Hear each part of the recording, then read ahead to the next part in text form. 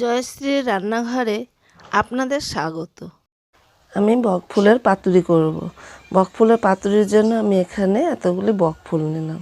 এবার এটাকে টুকরো টুকরো করে ধুয়ে নেব।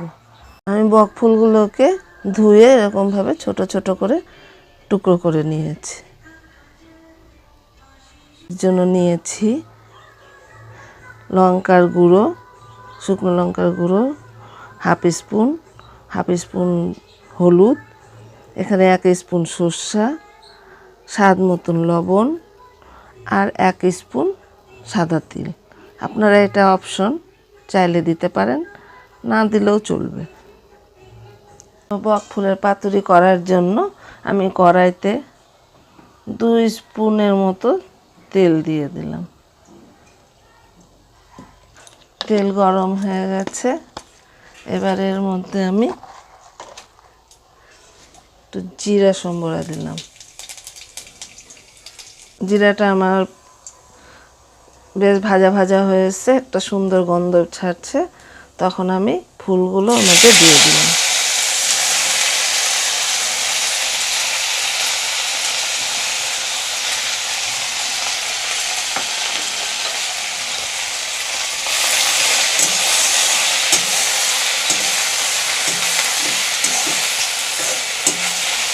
ফুলটাকে নাড়াচাড়া করে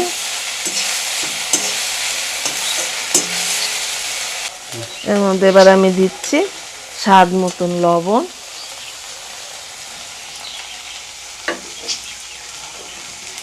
একটু মিষ্টি। সে আপনারা যদি মিষ্টি খেতে না চান, না দিলেও হবে, আমি একটু দিচ্ছি, কারণ মিষ্টি দিলে একটু স্বাদটা খুব সুন্দর আসে। একটু মিডিয়াম ফ্লেমে করবেন, না হলে পুরা পুরা হয়ে যাবে। দেখেন আমারটা বেশ ভাজা ভাজা হয়ে এসছে।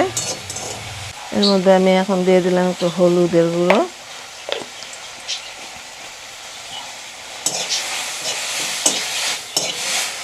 এটা করতে বেশি সময় লাগে না, আপনার খুব জোর 10 মিনিট, 10 থেকে 12 মিনিটের মধ্যে হয়ে যায়, কিন্তু খেতে খুবই সুস্বাদু।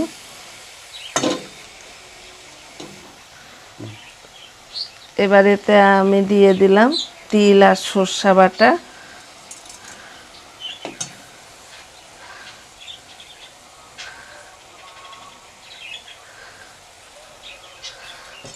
এর মধ্যে আমি 2টো লঙ্কা বেটে নিয়েছি। একটু নাড়াচাড়া করে, এতে আমি জল দেব না,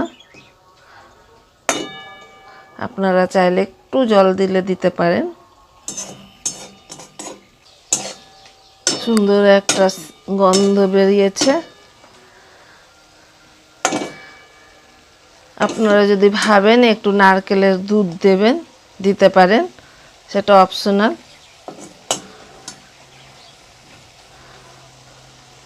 পাতুরিটা হয়ে এসছে।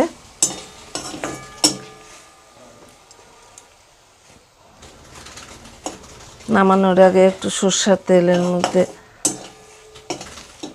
দিয়ে নামাবেন।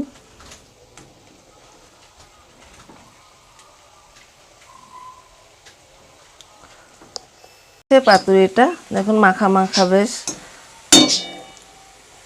এই দিয়ে ভাত খান, আর কিচ্ছু লাগবে না। এবার আমি নামিয়ে নিব।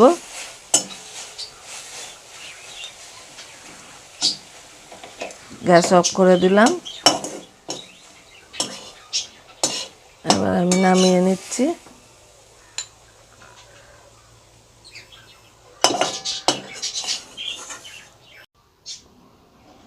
বকফুলের পাতুরি আমার রেডি। এবার শুধু গরম ভাতে খাবার অপেক্ষা। আমার রেসিপিগুলি ভালো লাগলে আমার চ্যানেলকে লাইক করবেন, সাবস্ক্রাইব করবেন এবং প্লিজ শেয়ার করতে ভুলবেন না।